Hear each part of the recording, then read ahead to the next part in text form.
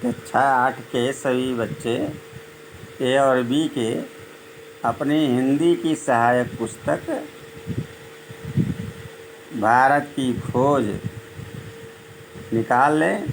आज दिनांक 30/9/2020 को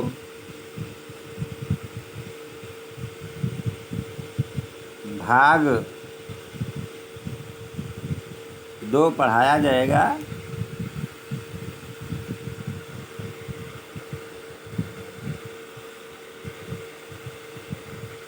ध्यान से देखें।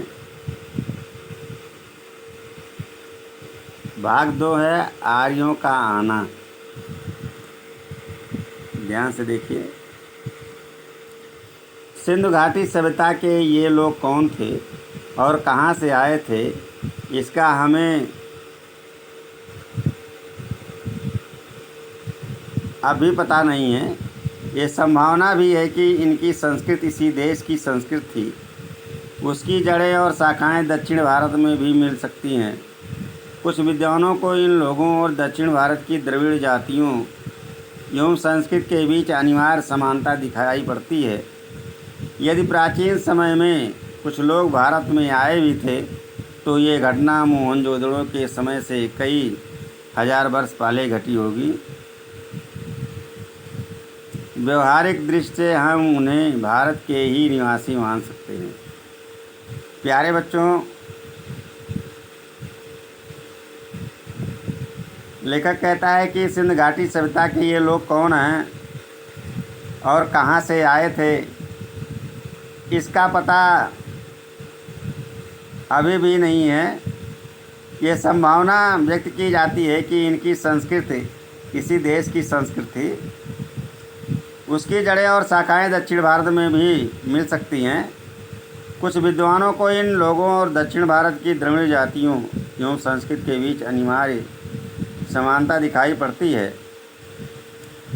अगर प्राचीन समय में कुछ लोग भारत में आए भी थे तो ये घटना मोहनजोदड़ो के समय से पहले हजार वर्ष पहले घटी होगी। व्यवहारिक दृष्टि से हम उन्हें भारत के ही निवासी मान सकते हैं। सिंध घाटी की सभ्यता के बारे में कुछ लोगों का कहना है कि उसका अंत अकस्मात किसी ऐसी दुर्घटना से हो गया जिसकी कोई व्याख्या नहीं मिलती।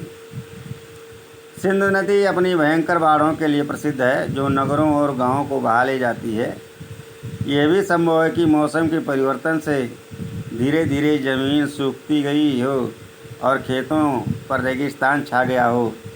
मोहनजोदड़ो के खंडहर अपने आप में इस बात का प्रमाण है कि बालू की तह पर तह जमती गई, जिससे शहर की ज़मीन की सतह ऊंची उठती गई और नगरवासियों को मजबूर होकर पुरानी नींवों पर ऊंचाई पर मकान बनाने पड़े। खुदाई में निकले कुछ मकान 2 या 3 मंजिले जान पड़ते हैं।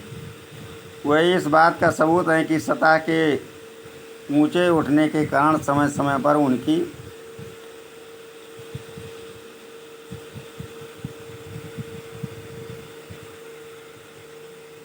दीवारें भी ऊंची उठाई गई हैं। हम जानते हैं कि सिंध का सूबा पुराने समय में बहुत समृद्ध और उपजाऊ था, पर मध्य युग के बाद वह ज़्यादातर रेगिस्तान रह गया। सिंध नदी के घाटी की सभ्यता के बारे में कुछ लोगों का कहना है कि उसका अंत अकस्मात किसी दुर्घटना से हो गया होगा जिसकी कोई व्याख्या हमारे इतिहास में नहीं मिलती है। सिंध नदी अपनी भयंकर बाढ़ के लिए प्रसिद्ध है जो नगरों और गांवों को बहा ले जाती थी। यह भी संभव है कि मौसम के परिवर्तन से धीरे धीरे ज़मीन सूखती गई हो, खेत पर रेगिस्तान का छा गया हो और मोहनजोदड़ो के जो खंडहर हैं वो परत दर परत ऊंची सतह उठती चली गई है और नगरवासियों को मजबूर होकर पुरानी नींवों पर ऊंचाई पर मकान बनाने पड़े हों। खुदाई में निकले कुछ मकान 2 या 3 मंजिले मालूम पड़ते हैं। वह इस बात का सबूत है कि सतह के ऊंचे उठने के कारण समय समय पर उनकी दीवारें भी ऊंची उठाई गई होंगी। हम जानते हैं कि सिंध का सूबा पुराने समय में बहुत प्रसिद्ध समृद्ध उपजाऊ था, पर मध्य युग के बाद वह ज़्यादातर रेगिस्तान हो गया। इसलिए यह मुमकिन है कि मौसमी परिवर्तनों ने उन इलाकों के निवासियों और उनके रहन सहन की पद्धति को प्रभावित किया हो, लेकिन मौसम के परिवर्तनों का प्रभाव दूर दूर तक फैली इस नगर सभ्यता के अपेक्षाकृत छोटे से हिस्से पर पड़ा होगा। हमारे पास इस बात पर विश्वास करने के कारण तो हैं कि ये सभ्यता गंगा घाटी तक या संभवतः उससे भी दूर तक फैली थी, पर इस बात का फैसला करने के लिए हमारे पास पर्याप्त आंकड़े नहीं हैं। वो बालू जिसने इनमें से कुछ प्राचीन शहरों पर छाकर उन्हें ढक लिया था, उसी ने उन्हें सुरक्षित भी रखा, जबकि दूसरे शहरों और प्राचीन सभ्यता के प्रमाण धीरे धीरे नष्ट होते रहे और समय के साथ खंड खंड हो गए। ज़्यादातर रेगिस्तान की बात कर रहा है कि मध्य युग के बाद रेगिस्तान ही दिखाई दे रहा था, इसलिए जाहिर है कि मौसमी परिवर्तन ने उन इलाकों पर निवासियों और उनके रहन सहन की पद्धति पर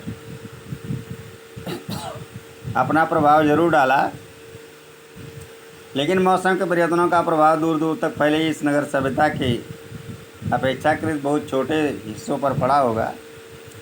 हमारे पास इस बात पर विश्वास करने के कारण तो हैं ये सभ्यता गंगा घाटी तक या संभवतः उससे भी दूर तक फैली रही हो, पर इस बात का फैसला करने के लिए हमारे पास पर्याप्त आंकड़े नहीं हैं।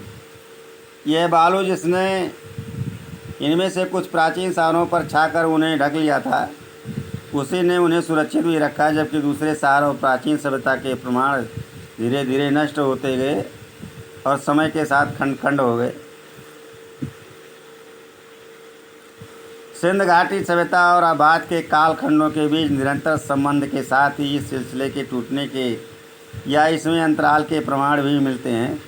यह टूटना इस बात का भी सूचक है कि बाद में आने वाली सभ्यता भिन्न प्रकार की थी।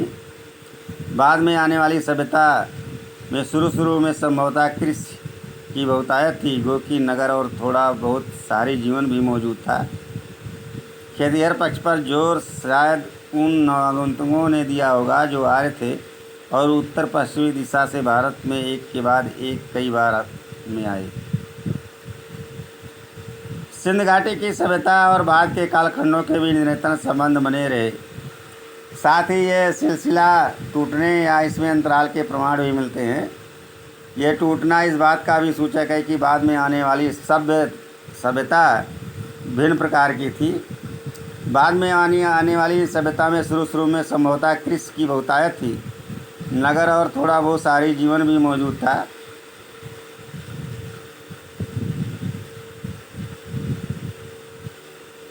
खेतिहर पक्ष पर जोर शायद उन नव आगंतुकों ने दिया होगा जो आर्य थे और उत्तर पश्चिमी दिशा से भारत में एक के बाद कई लोग आए। ऐसा माना जाता है कि आर्यों का प्रवेश सिंध घाटी युग के लगभग 1000 वर्ष बाद हुआ। यह भी संभव है कि इनमें इतना बड़ा समय का अंतर ना रहा हो और पश्चिमोत्तर दिशा से भारत में ये कबीले और जातियां समय समय पर आती रही हों और भारत में जज्ब होती रही हों। सबसे पहला बड़ा सांस्कृतिक समन्वय और मेलजोल बाहर से आने वाले आर्यों और उन द्रविड़ जाति के लोगों के बीच हुआ जो संभवतः सिंध घाटी सभ्यता के प्रतिनिधि थे। इसी समन्वय और मेलजोल से भारतीय जातियों और बुनियादी भारतीय संस्कृति का विकास हुआ, जिनमें दोनों सभ्यताओं के तत्व साफ दिखाई पड़ते हैं। बाद के युगों में और बहुत सी जातियां आईं, सबने अपना प्रभाव डाला और फिर यहीं घुल मिलकर रह गए। ऐसा माना जाता है कि आर्यों का प्रवेश सिंध घाटी युग के लगभग 1000 वर्ष बाद हुआ। यह भी संभव है कि इनमें इतना बड़ा समय का अंतर न रहा हो और पश्चिमोत्तर दिशा से भारत में कई कबीले और जातियां समय समय पर आती रहीं और भारत में विलीन होती रहीं। सबसे पहला बड़ा सांस्कृतिक समन्वय और मेलजोल बाहर से आने वाले आर्यों और उन द्रविड़ जाति के लोगों के बीच हुआ जो संभवतः सिंध घाटी सभ्यता के प्रतिनिधि। इसी मानव समन्वय और मेलजोल से भारतीय जातियों और बुनियादी भारतीय संस्कृति का विकास हुआ, जिनमें दोनों सभ्यताओं के तत्व साफ दिखाई पड़ते हैं। और बाद के युगों में और बहुत सी जातियां आईं, सबने बना प्रभाव डाला और फिर वहीं घुल मिल करके रह गई।